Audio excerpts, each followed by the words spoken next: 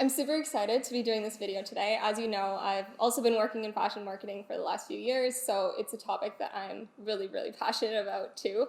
And I'm really curious to know what the inspiration and the idea was behind your brand. Yeah, so Kuvrd is an East meets West heritage wear brand, and we focus on bridging the gap between the East and the West. So the way I started my brand was back in university in my third year when I was visiting the Middle East. I was inspired by everything that the Middle East had to offer. Initially, I actually wanted to do, believe it or not, modesty wear, but after doing research while I was there and also when I was here in Canada before, I noticed that the industry is oversaturated, and I wanted to do something that I'm more passionate about and I felt like is sort of a niche here and is needed, in the West. So I decided to do something along the lines of creating Arab heritage wear that's designed for millennials here in Canada and around the world. I do sell internationally. So, as a designer, I know it might be hard to blend the creativity side with the business side, but in your opinion, what elements are essential to building a successful fashion business? I think the first thing is really planning exactly what you want to do, really defining what pain points you are solving and sort of what your brand really entails and the mission behind the brand, and having that consistent across the board through social media channels on your website. But before like dabbling into that, just really having a solid business plan and really identifying, you know, who your partners are, what channels you'll be selling, or maybe you'll be selling to boutiques. Just being able to define your business canvas at first is very essential, and then you can kind of get into like building, your mission, your vision, and the content that comes with it. And is there anything that you would have done differently towards the start of your business, especially when you were trying to figure out all those different elements or doing that market research? I think the planning aspect to it, having a solid plan is something that I felt like I lacked. I felt like I kind of was starting my brand and building my brand as I was going, because I was juggling school, and a few other, a part-time job and a few other things that I had commitments to. So, And that can be tough as well, doing all of that at once. yeah, for sure. It is tough, and I feel like the one thing I would do different is focusing on one thing and focusing on that thing and doing it well. You don't want to overwhelm yourself and spread yourself too thin, because the moment you do that, you lose focus and you're unable to really thrive in one specific thing. Yeah. Would you agree that you have to just keep going and push through it all, even though you're not seeing results? Like, at what point would you sort of say that this is not for me, and then just either pivot at that point or just leave it completely? It's a tough question. I feel like every entrepreneur has actually been through that. Like, do I just let it go and just work a traditional 9 to 5 job and just be stress free after 5 and have my weekends to myself? Like, that sounds like a luxury, but having your own thing is going to be a lot more rewarding in the long term. Like, maybe the first few years you don't see a return, which is fine. It's just a matter of, as you said, pivoting, trying new things, coming out with new innovative products, really understanding what your audience really needs and what they want. Like, what are their needs you want to solve? You really want to fulfill their needs, so they're coming back. It might not have to be a product, but it could be content, and that will drive them into your website. For sure. And sort of having like that long-term perspective and that long-term vision as well, and just like not just seeing like what's happening in the short term or that you're not getting results, but seeing it in a long-term Exactly. Like, you don't want to focus on, and I think a lot of entrepreneurs do this, is just like focusing on today, focusing on this week, focusing on this month, but like, you need to focus on the long term. Like, think of it like your 3-year goal, your 2-year goal, or your long term like 5-year goal. Like, you need to like think of it long term and not day by day, because day by day will drain you. Like, you'll just kind of get overwhelmed, discouraged, and not knowing what to do. And I feel like that's what I've learned through experience, is kind of taking it easy and looking at the long term. And as a designer, how did you manage the balance between the business side and the creative side of things? So juggling both was a bit of a challenge. I went to school for fashion, but I did take a lot of electives, quite a few electives that were business related. So that helped me. But aside from just that, My partner, which is actually my brother, he helps me with the business aspect of things. He did go to school he went to school for business. So It must be nice to have that side of the family. Yeah, exactly. It's good to leverage that and just kind of to use my resources around me. Yeah, exactly. And, sometimes it's good to just have someone else taking a look at the business and seeing the overall health of it, opposed to just me. It's not really, I think, as effective when you have someone that's coming from the outside, or maybe someone that's not really focused on it as much as you are coming in, whether it is my brother or someone else that I kind of bring in to audit the business, just to kind of get, insights and focusing on using those insights to focus on strategy as well. Yeah, and you mentioned that you went to Ryerson University for fashion. So, I mean, in terms of, particularly the Toronto fashion scene, how has going to school played a part in your career, but also as a designer? Going to school for fashion, I felt benefited me, even though I did have doubts, like going into my third and my fourth year, especially post-graduation, like maybe like struggling to find a job, because I know that going to school for fashion is quite competitive. Jobs in the GTA in Toronto are very limited in fashion. For So sure. it is definitely a risk, but I did learn a lot. I picked up a lot of skills, and within my program, I did a lot of internships, which really allowed me to see what I liked and what I didn't like, and just kind of dabbling into things that I thought I liked and I figured out that I absolutely hated. And that's the thing too, like if you don't figure out what you like, you figure out what you don't like. So at least you what narrow not it down. to do. Exactly. Yeah. So that it helped me in that sense. I also had really great mentorships in relation to my professors, like at Ryerson.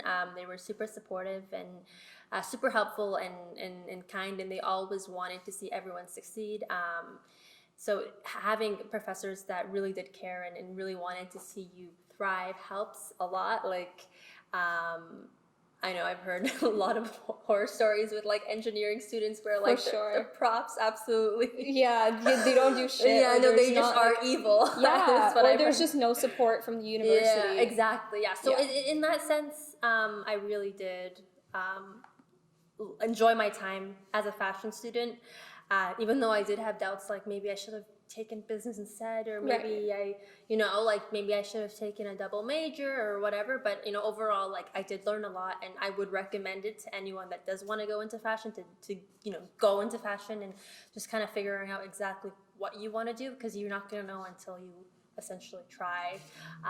But don't limit your options, and don't stay fixated on one specific profession. Like if you want to, let's say, be a buyer, and then you go and you do an internship, you might absolutely hate it because it's not as glamorous as you maybe thought it was. For sure. And especially with the buying side, a lot of people don't realize that there's a lot of analytics and mathematics that goes into it. Like, it's not just like, I'm going to buy 100,000 of this for... Or not just like traveling the world. It's not. It's super analytical and it's super competitive. And I know that you mentioned that you also worked in an analyst role in fashion for a little bit too.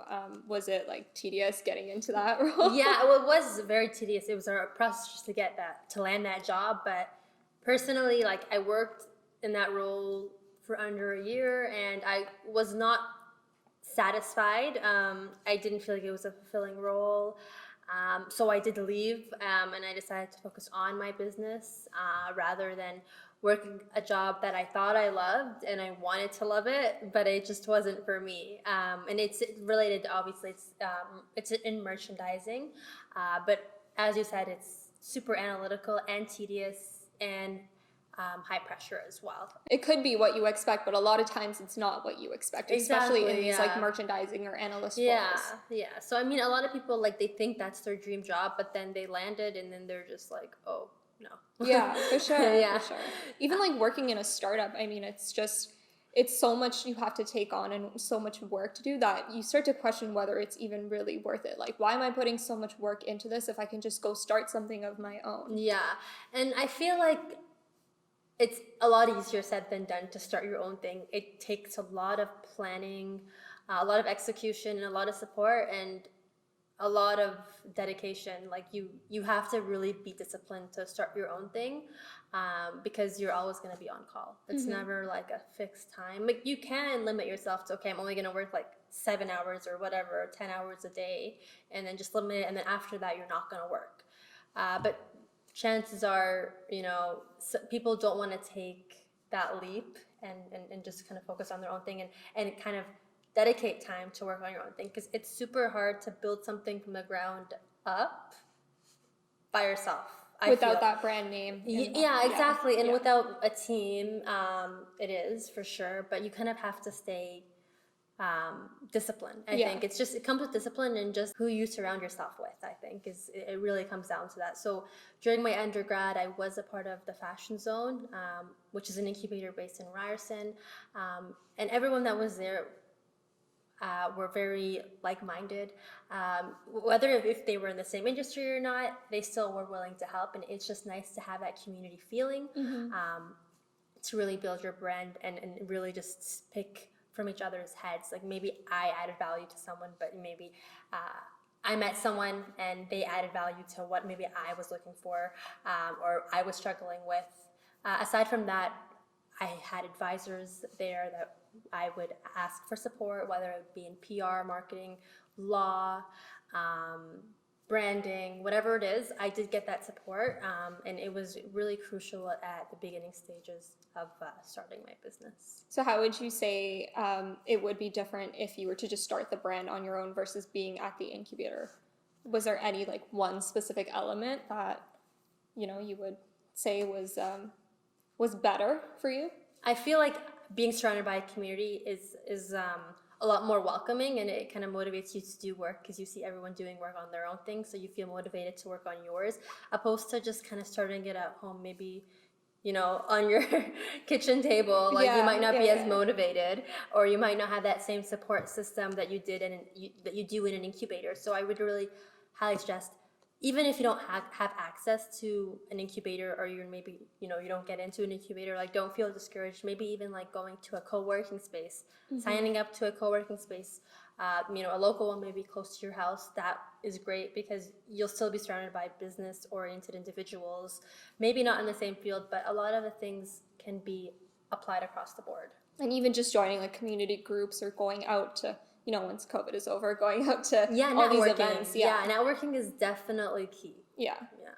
And they always say like you are who you surround yourself with, and it's all about your connections and the people you meet. I'm sure you got your connections to like your manufacturers and like your suppliers and all of these other people through the networking that you did. Yeah, or it's definitely friend or networking. Friend's friend. Yeah, exactly. A lot of my manufacturers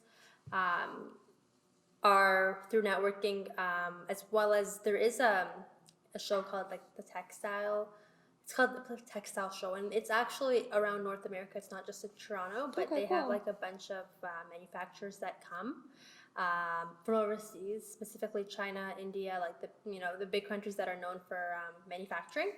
And I've met manufacturers there, and I found success. And I would really suggest, if anyone is trying to start a fashion brand, to check it out, even if you're not ready at that stage yet to start manufacturing, but just to get an idea as to what comes with that, with kind of actually starting with the sampling process and the production process. As a Palestinian Canadian designer, what's something that you're always trying to bring to the forefront? Like what sort of messaging is there? So within my website, and within selling it, maybe in person at festivals, I always like to acknowledge the prints and the history and origins of whatever I'm selling. I really like to educate individuals about the history behind every piece that I do make. Even if I modify it and it's westernized, there is still that heritage behind it, which I always like to recognize, especially when I do have customers that are not maybe Middle Eastern and don't have an idea. I'd always like to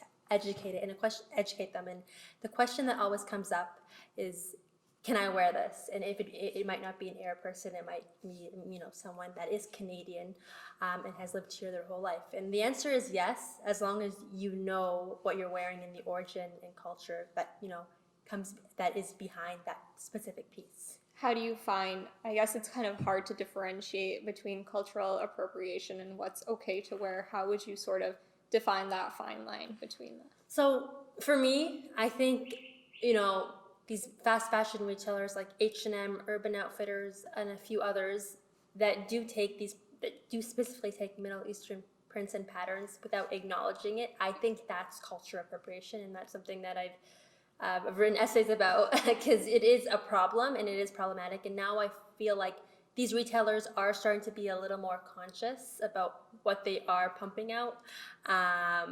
Conscious. Yeah, a little more conscious. I feel that they do understand the precautions that do come with taking these prints and patterns without acknowledging it. So that's what I find cultural appropriation if they're not acknowledging it whatsoever. I find that if someone's wearing the piece and they might not be from that region, it's fine as long as they know the origin behind it. And they know the history. And it's also, the good thing is, it's also a conversation starter. Like, people might be like, oh, nice shirt, where is it from? And then they can kind of talk about, you know, it's from this brand, and the meaning behind it is this, and whatever it may be. So I think that, you know, being able to communicate the history and heritage behind every piece is very crucial and essential to whatever platform it may be. It could be social media, it could be the website, the product description, and it could be in person. Regardless of where it is, that's super important, I think. So if you had one piece of advice to give to people who are looking to get into the fashion industry, either to work in it or to start up their own clothing brand or work as a designer, what would that be? So I think I have two pieces of advice that I feel is essential to when you are just starting out. So the first one is networking. Like, wherever you can, like, go to that event, you know, network with whoever you can, because you never know what opportunities may arise through just talking to someone. I think that one's a given. I think, you know, everyone's obviously like constantly pushing like network. It's super essential. But the second piece of advice would be like just trying new things. Don't be fixated on one specific thing. Because you might hate it. Actually working that job 9 to 5, you might hate it. So you want to try as many things, and I suggest trying it while you're in school. So when you graduate, you kind of have a better idea. And maybe you might not exactly know what you want to do, but as you said, like, it's just good that you can kind of cross out the things that you thought you loved but hate, and then you have more of a tighter list of things to really explore in the future. Yeah, it's just about being open about what you know, about trying out that new profession out, or maybe like going to school for something, or even honestly like learning online, like utilizing the resources that's online, which is like a lot. You can find like taking courses. You don't actually have to go to like a formal school to learn about especially it. now Where, you know, I have a friend that literally dropped out of school and is super successful out of like taking courses out of Udemy. Yeah, exactly. It's super, like, and as long sometimes as you're you can get them for passionate, super cheap too. Like, they're only $15 Yeah, a course. exactly. And it's just like, as long as I feel like you're passionate about it, like, you will be able to pick it up yourself. And you might actually, with school now, I feel like a lot of the stuff they're teaching us is super outdated. I don't think it directly applies to the industry right now. So I feel like these courses that are online might actually be more efficient. You might learn a little bit more, which is sad to say, but I feel like, you know, they are working towards updating the curriculum constantly, so, you know, I can't blame them. Yeah, especially if you're working in a role that requires like Google Analytics or social media marketing or